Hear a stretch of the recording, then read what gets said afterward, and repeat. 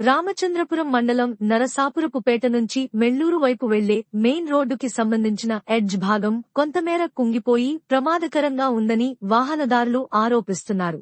ఈ నేపథ్యంలో రాత్రి సమయంలో వాహనదారులు గమనించకుండా ప్రయాణిస్తే ప్రమాదాలు సంభవించే అవకాశం ఉందని ఆందోళన వ్యక్తం చేస్తున్నారు. కేవలం 2 హెచ్చరిక జెండాలు మాత్రమే పెట్టి ఊరుకున్నారని స్థానికులు వాపోతున్నారు. మరమ్మతులు చేపట్టాలని కోరుతున్నారు.